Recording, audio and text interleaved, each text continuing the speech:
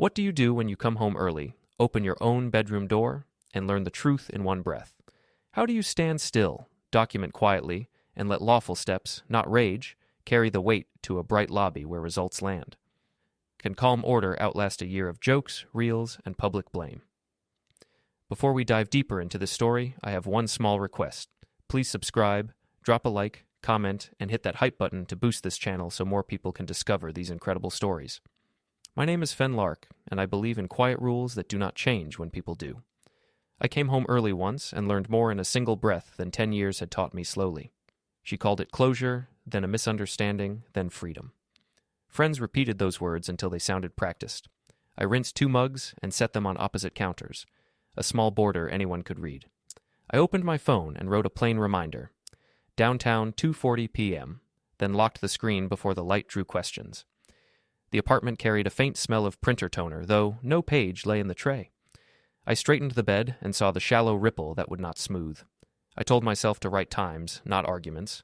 I told myself that breath comes first, then steps, then paper if paper is needed later. My mother asked if I was eating. I said mornings were tidy. My brother asked for a word. I said no scenes. I placed a thin binder labeled Utilities back in the drawer and turned the key until the soft click settled the room. I decided I would stay patient, save details, and move only inside the rules. I woke before the alarm because the apartment felt misaligned, like a picture frame twisted 1 degree on a white wall. The hallway air held the ghost of a different cologne, not mine, and the bedroom carried a ripple in the duvet that resisted a flat palm. I stood at the threshold and counted 5 slow breaths, then crossed to the window and opened it 2 inches so the morning could rinse the room without drama. The city gave a soft draft and a few steady sounds from the street. I told myself to start small, water first, notes second, nothing loud. In the kitchen, I rinsed 2 mugs and placed them on opposite counters, a small border anyone could read. The kettle clicked, steam rose. My hands moved like they had a script from another life, and I let them follow it because muscle memory can protect a day when words cannot. I set my phone on the table and opened the calendar with my thumb low against the edge. I typed a plain line, downtown 2:40 p.m., and dismissed the banner before the screen could shine for anyone else. On the wall planner, I traced the red circle I drew last night. It felt exact under my fingertip.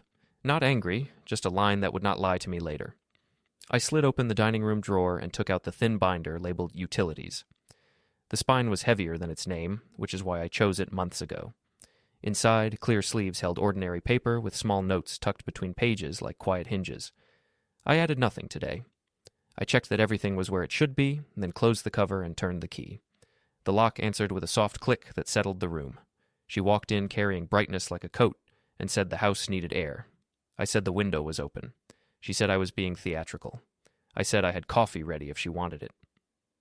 My voice stayed low and even, a metronome resting on its side. She mentioned a meeting later and asked if I could sign for a package. I said yes until 2. She suggested we talk like adults. I said I would keep my schedule. The kettle sighed one more time, as if to agree with the idea of rules.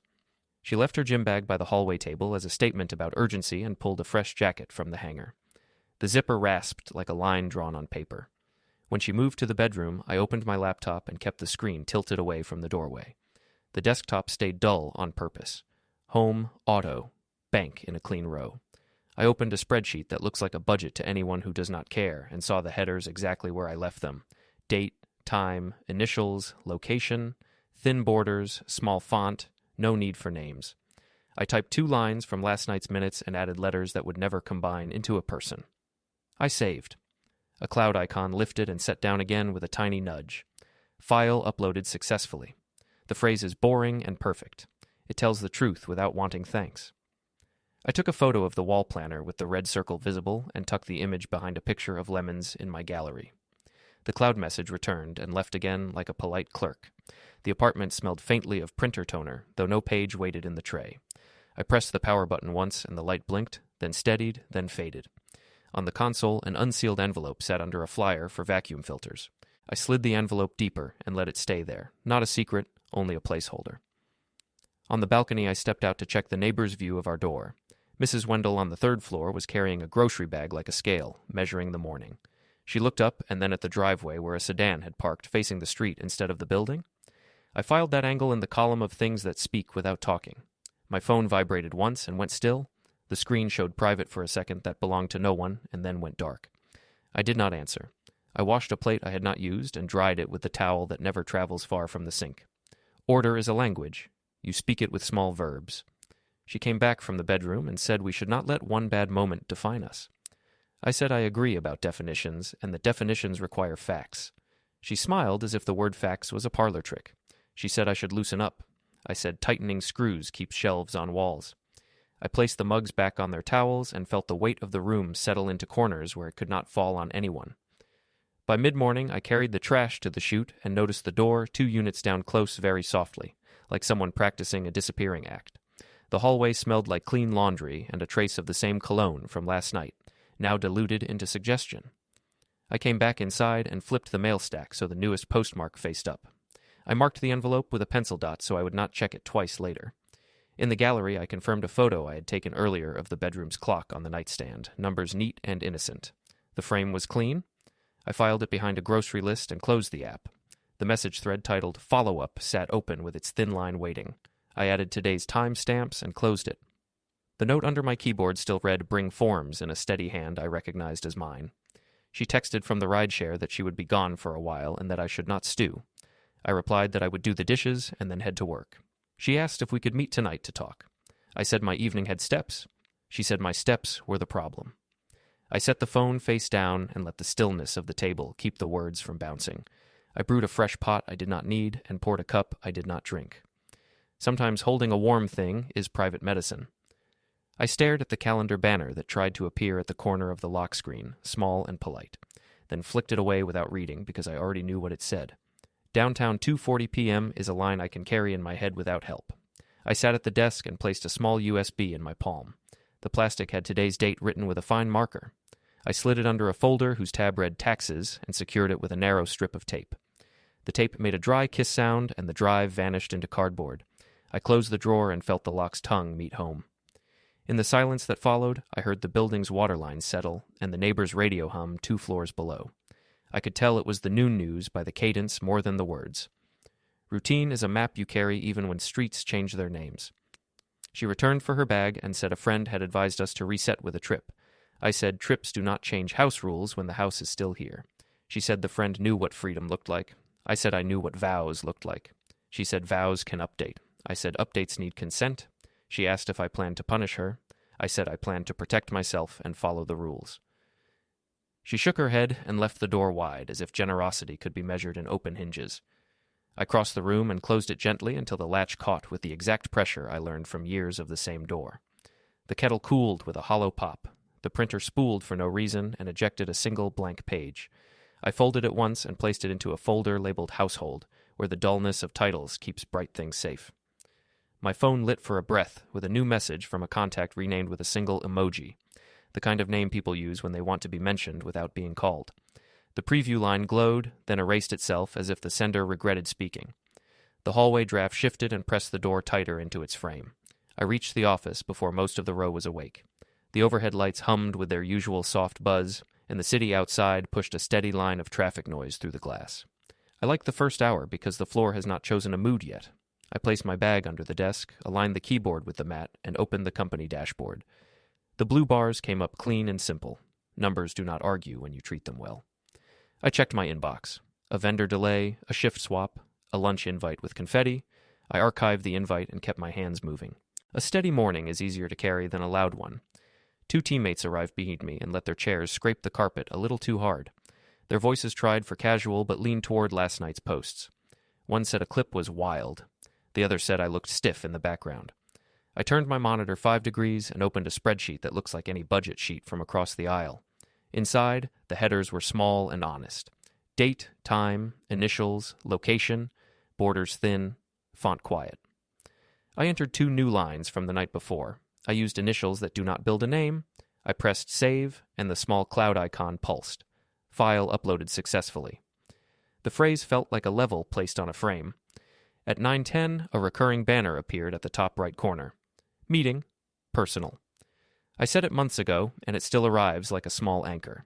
I dismissed it with 1 tap and lifted a minimized browser window I had left waiting. The search results sat where I parked them. Storage options, delivery tracking, notary near me. I scrolled 1 entry lower to mark my place and closed the window to a neat sliver. I do not need the whole world open when a narrow hallway will do.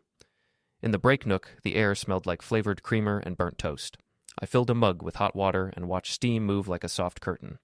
2 coworkers near the microwave traded lines about closure and freedom.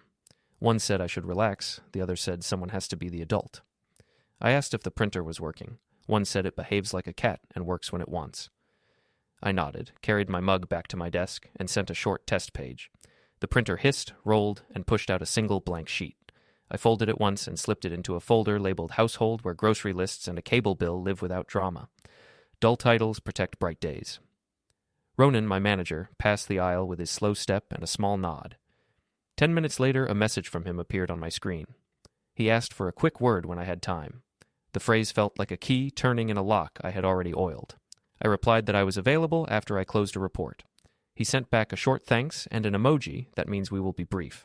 I finished the report and wrote a clean summary line. Numbers reward care. They stay where you put them. A group chat pinged on my phone with glitter icons I do not use. The thumbnail showed a rooftop edge and a hand holding a glass. I pressed the side button and set the phone face down. I do not need sound to know the direction of a story. I opened the work dashboard again and checked arrival times for the next shipment. I wrote 2 sentences for the weekly memo and saved.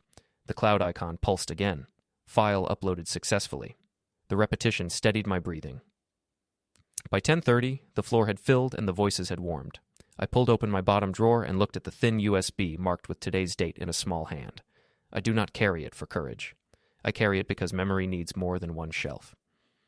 I closed the drawer until the lock tongue touched home with a polite click. I stood, stretched once, and checked the wall clock with the red second hand that never hurries. I kept my own pace inside that circle. Ronan appeared at the edge of my partition and tilted his head toward the corridor that leads to HR. His voice stayed low. He asked if I felt spread thin. I said, routine helps. He asked if the online noise had any impact he should know about. I said, work was clean. He said the door to HR is open if I want privacy. I said, the floor is fine. He nodded and did not push. We walked 2 steps apart toward the printer area. The elevator bell chimed somewhere down the hall.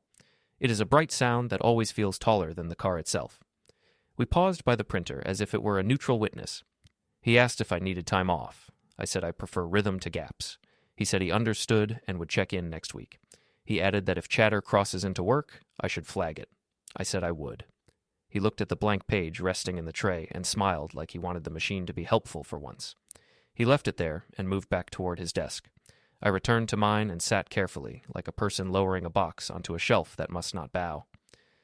Back at the screen, I reopened the spreadsheet that looks like a budget and added a discrete time to the far right column. I kept the font small, I pressed save, file uploaded successfully. A delivery tracking tab blinked. I opened it, took a quick screenshot with the date and time visible, and slid the image into my phone gallery behind a picture of lemons. The cloud notice rose and vanished with polite timing. A sticky note under my keyboard still read, bring forms. I did not touch it. It does its work by simply being present. A coworker drifted by to ask if I was excited for Friday's team lunch. I said I had a backlog but would try. He said I should come because the view is good. I said views rarely change the numbers. He laughed, not unkindly, and moved on. In the next pod over, someone described a video where a room cheered for choice. I kept my eyes on the report. Pallet counts, arrival windows, variance lines. Work keeps a person within measurable edges. Before noon, an email from HR landed with a soft subject. Check-in. The tone was careful and even, the kind I trust. I accepted and noted the time. I placed both hands flat on the desk and watched the muscle in my thumb calm down. My phone vibrated once against the pad and stopped. The screen showed a tag request in the group thread that likes rooftop light. I turned the phone over and let the glass look at the desk. Ronan leaned back into view and said the quick word could be now if I wanted, or later, my choice. I said, now is fine. He gestured down the corridor again. The elevator bell chimed a second time, clear and precise. As I stood, my phone lit with a new photo tag on the lock screen. The thumbnail framed a laugh I knew too well and froze like a small, bright match. The rooftop bar pretended wind was optional and set out soft-lit corners as if the city would agree to behave. Ivy had tagged the location before we arrived, so phones were already raised like periscopes waiting for a show. I chose the edge where a heater column met the glass, a place with a view and fewer elbows. The skyline turned from glare to pearl, and the music pressed a simple beat that told people when to smile. Naomi walked in ahead of the group with the bright posture of someone who expects a lens. The circle widened for her the way circles do when they have practiced. A server drifted by with a tray. I asked for water, and he gave a nod that meant I was not participating correctly. I prefer not participating when participation means being part of someone else's plot. Derek appeared 5 minutes later, performing coincidence with the ease of someone who studies entrances. He greeted the others first, then found a spot that placed him 2 hands from Naomi's shoulder. I watched the geometry arrange itself, her laugh leaning toward his elbow, Ivy's camera tilted to crop me in the back third of the frame, 3 friends stacking sentences about freedom like blocks that would never fall. I kept my hands in my pockets and counted the light patterns blinking from the building across the street. Numbers will stand still when words are busy proving they can dance. Tess from Naomi's office said the night needed a moment and raised her glass to announce the theme, growth, bravery, choosing yourself. Faces turned to check if I would resist or submit. I held my water and let it cut a circle of condensation on the coaster. The DJ warmed the tempo, and the room shifted into performance. Ivy asked Naomi to repeat the line about closure so the caption would match the audio. Naomi obliged with soft verbs and a smile that belonged to a camera more than to a person. Derek produced a shrug that pretended to be humility. I chose the heater's hum as my soundtrack. When the tray returned, I asked for another water and placed both glasses in a neat pair. A calendar reminder ghosted at the edge of my phone, polite and exact. Downtown, 9:20 a.m. I dismissed it with my thumb and kept the screen dark. I slipped one earbud in, not to hide, but to select the world I wanted to hear.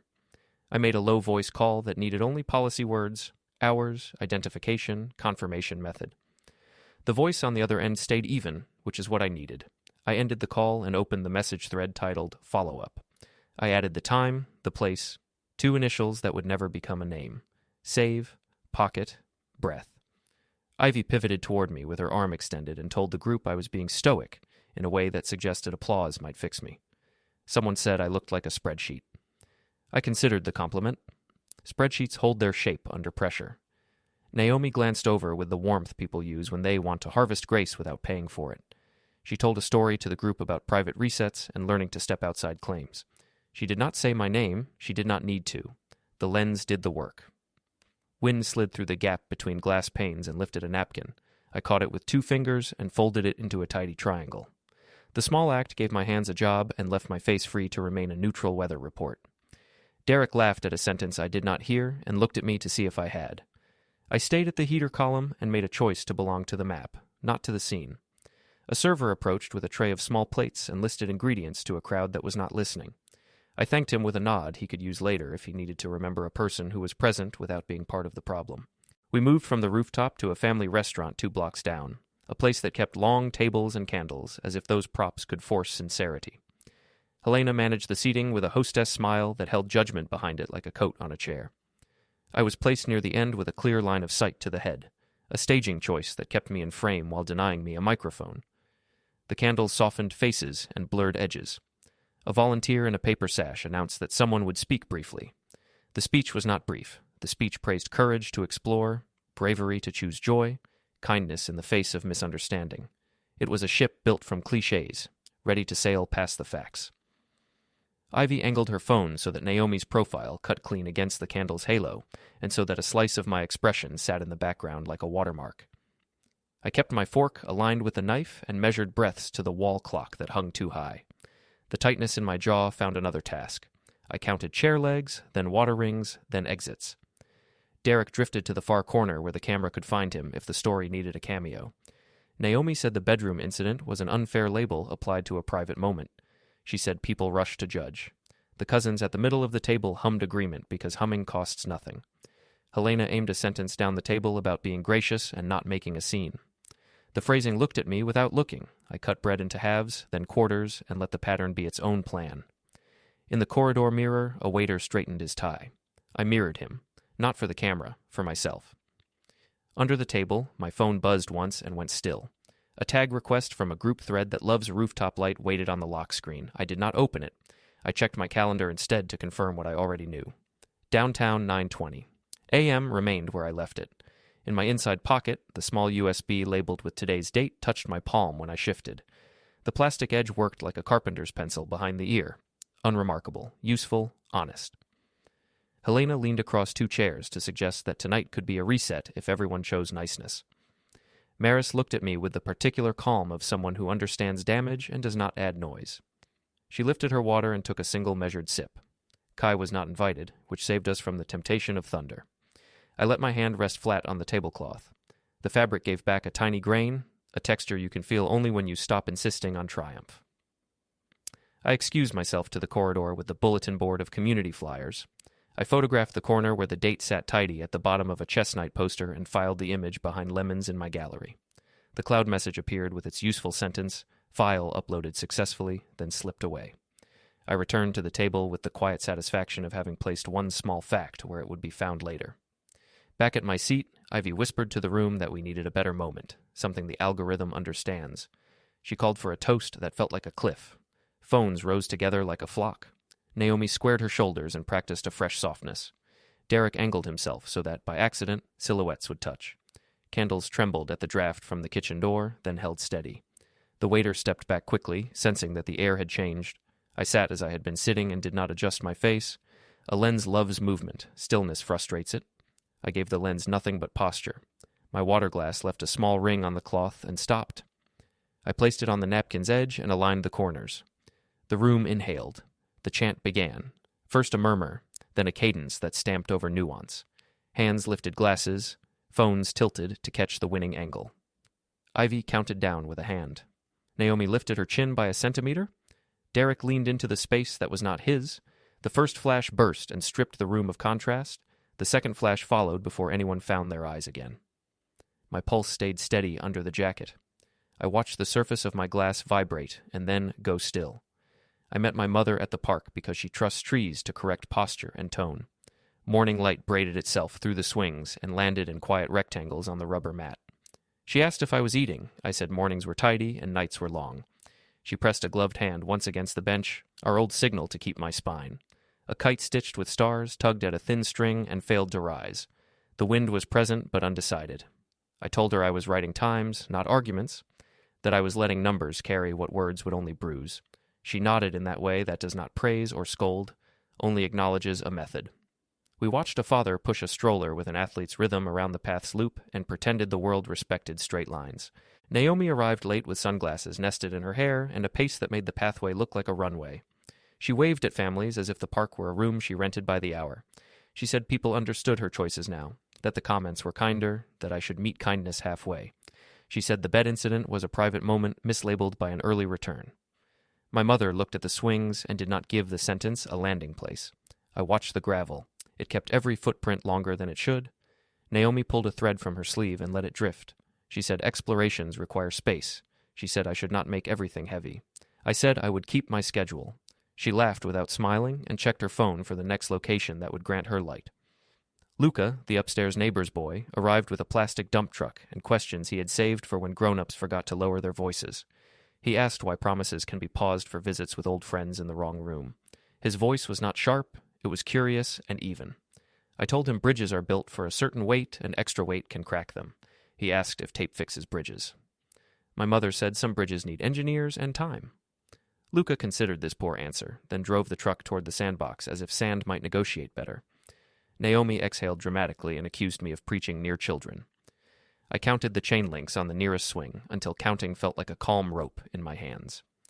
We walked the long way home. The route passed Mrs. Wendell's favorite dogwood, bare now, branches held like careful hands that refuse to drop what is not theirs. At our building, she stood by the driveway in a cardigan the color of diluted mint and balanced a grocery bag like a scale. Her face made a question without using the muscles required for speech. I answered with the smallest shake of my head that meant not yet. She tipped her eyes toward our balcony, then toward the curb where a sedan idled nose out, facing the street as if prepared for the sprint that follows a false start. The engine line stayed perfectly horizontal in the cold air. I carried that line upstairs and set it on the table beside my keys. Inside, the apartment held the faint, precise scent of warm toner again. I opened a window to rinse it and stacked mail so the newest postmark faced upward. An unsealed envelope went into the outbox beneath a sale circular for vacuum filters. On the wall planner, the red circle remained the correct shade of certainty. My finger followed its arc and found no wobble. In the dining room drawer, the thin binder labeled Utilities weighted with more weight than its name suggests. I slid it open, checked 2 tabs for presence rather than content, and closed it again. The key turned. The lock exhaled a quiet click that told the room what we value. Doors that answer to hands, papers that stay put, hinges that do not announce themselves. At noon, I walked to the supermarket for eggs and lemons. The automatic doors hesitated on my approach, gathered their certainty, then parted with a sigh. Inside, the fruit section smelled like quiet promises. 2 cashiers weighed produce and spoke softly about a rooftop clip where someone called me rigid. One said rigid sometimes means safe. The other asked if safety was fear. I compared prices without lifting my head and let their conversation join the organized shelves in my peripheral order. At checkout, the conveyor carried my careful stack past an end cap of congratulations cards with gold foil letters that congratulate beginnings as if endings had not been invented. The clerk asked how my day was going. I gave the weather and a measured smile. People accept weather when they do not want truth. On the way out, the doors opened with no delay. A rideshare slid forward, paused, then reversed into a better angle that aligned with the street, not the building. The driver's gaze hovered at a distance in front of the windshield where people put thoughts they prefer not to own. Behind me, someone laughed the way people laugh when they read a comment they wrote. I held the egg carton tighter until the diamond impressions on the lid printed into my palm like an instruction to keep shape. Back home, the hallway smelled like warm carpet and a citrus cleaner. I set the bag down, washed the lemons, and rolled them under my palm to wake their skins. Naomi came in with the hum of a new tune and asked if I would attend a cousin's dinner that evening. I said my evening had steps. She said steps are a performance. I said performances need audiences. She raised an eyebrow like a flag. I opened my phone gallery to check a photo of the community board I had taken the night before. The date in the corner was clear. I tucked it behind lemons in the gallery and let the cloud notice lift and vanish. File uploaded successfully. The phrase worked like a handrail. In the afternoon, I stopped by the pharmacy for a refill and a roll of tape. The queue obeyed the blue floor stripe that had faded to a patient gray. A woman in front explained to someone on her phone that a cousin had recalibrated her marriage and was now thriving. The clerk called my name in the careful tone of people trained not to ask follow-up questions. I paid and stepped aside. My phone vibrated once with a call from an unknown number. The screen lit, breathed, and went dark. I did not answer. When I stepped outside, the air had cooled by one decision. I crossed to the shady side of the street because shade tells the truth about temperature. Evening flattened light into manageable rectangles on our floor. I wiped the counter and set 2 mugs on opposite towels, soft posts where the day ties off. Naomi stood at the hallway mirror and practiced a softer expression. She said people were talking less and that a warm photo could reset the feed. I said warmth requires shelter more than filters. She asked how long I planned to hold a grudge. I said I planned to hold a boundary. She rolled her eyes at the mirror because the glass is kinder than a person who does not clap on cue. The balcony door settled deeper into its frame when a small breeze moved through the building's ribs. I locked it. The printer spooled once, unasked, and fed out a single blank page. I folded it along its center and slid it into the household folder because dull names are good armor. In the drawer, I touched the spine of utilities like a pulse check and let it rest. The red circle on the wall planner looked back at me without blinking. A car door shut outside, once then again, as if 2 decisions had been made with a full second between them. I stood by the window and saw Mrs. Wendell pause at the curb, look up at our balcony, then back to the idling sedan. She did not wave. She wrote the moment in the ledger of her face. I placed my phone on the table beside my keys, screen down, then turned it over when the light arrived without sound. The lock screen showed private and a preview that began to form and then erased itself. The device buzzed once, then twice, a short insistence that found my ribs and passed through. Footsteps entered the hallway outside and stopped just before our door, the kind of pause that rearranges the air. I could hear the stillness negotiate with itself. The co-working space sold quiet by the hour and lemon water by the gallon. I paid for both and took a desk near a rubber plant that looked more disciplined than most people I know. The receptionist handed me a black lanyard and a Wi-Fi slip as if I were checking into a small, temporary life. I opened my laptop to a desktop I keep dull on purpose. Home, auto, bank in a clean row. Beside them, 2 boxes named Archive A and Archive B. The names are plain because plain lives longer. I dragged last night's photos into a dated folder and watched the progress bar cross the screen without drama.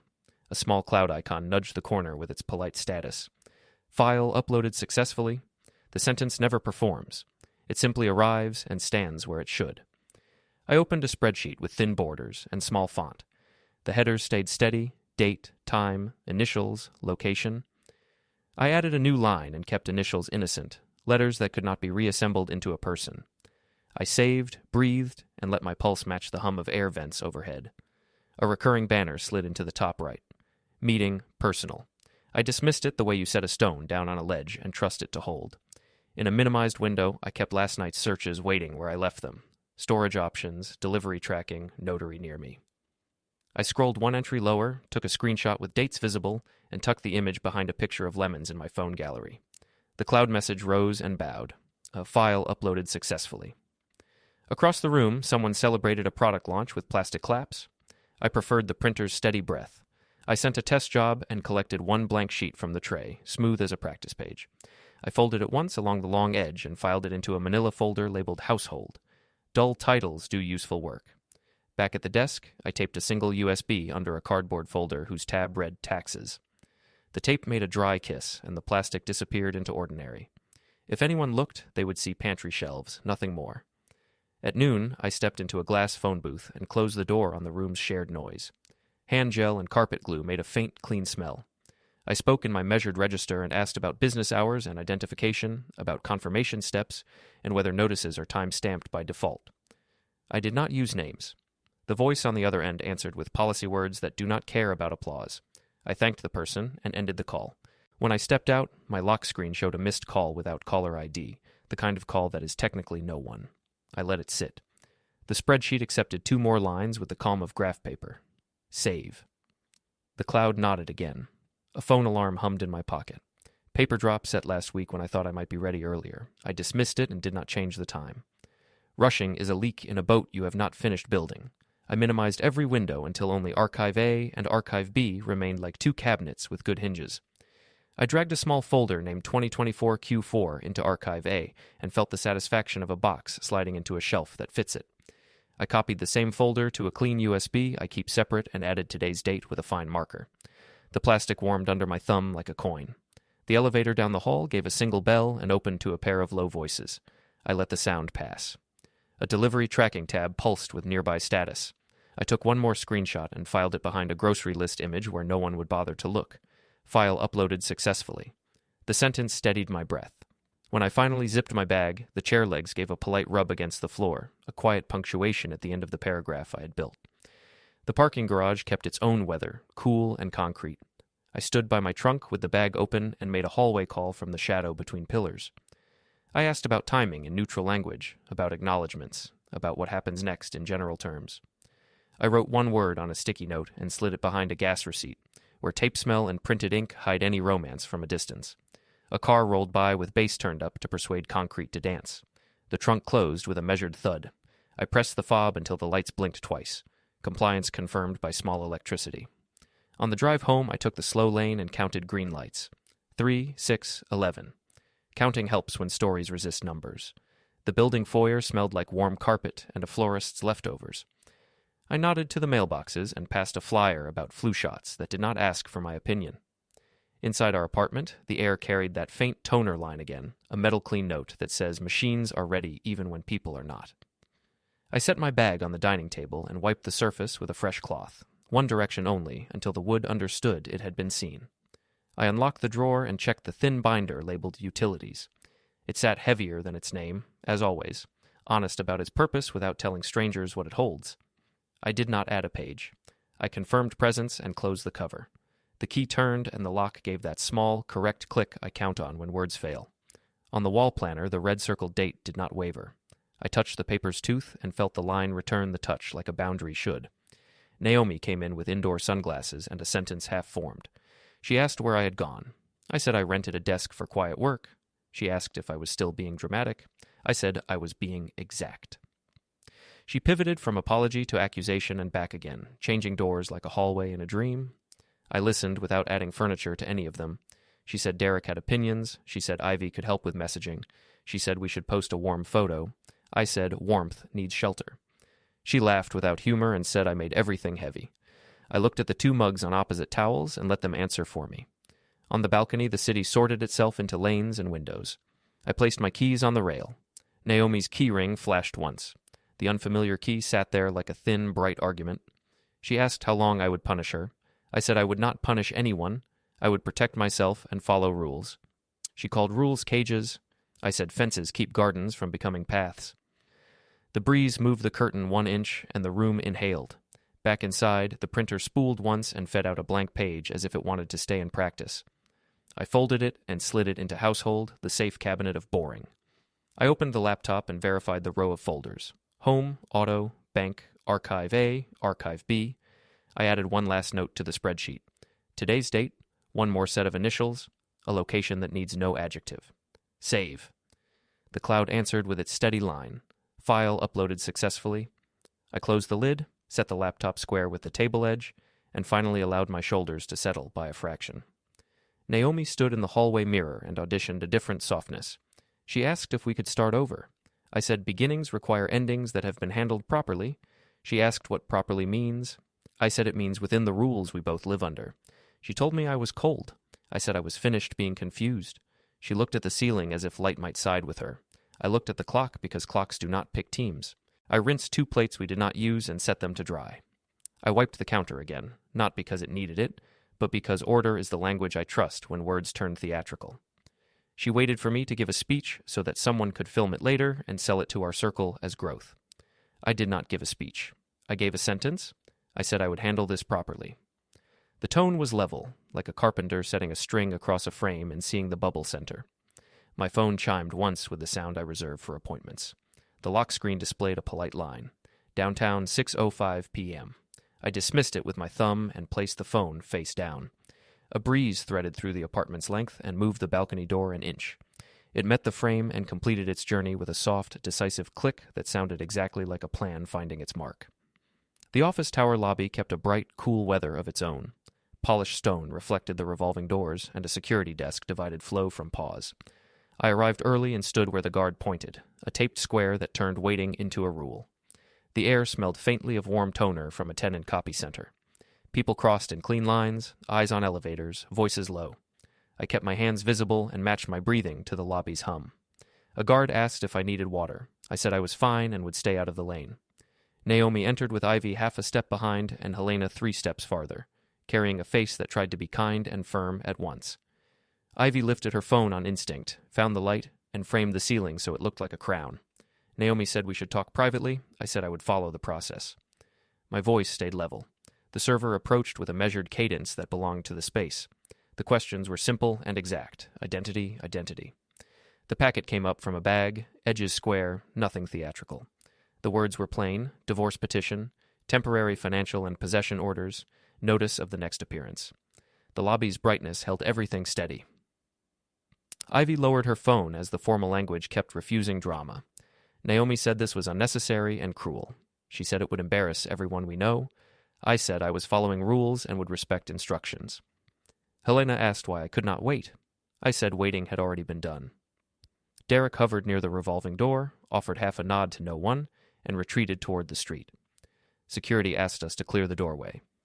The server recorded the time, confirmed completion, and stepped away. The packet rested in Naomi's hands with the weight the story had been missing. I thanked the server and nodded to the guard. The turnstile light blinked green. I stepped forward. Don't forget to hit like, subscribe, and turn on the bell so you don't miss the next story. Write in the comments from which city you are watching.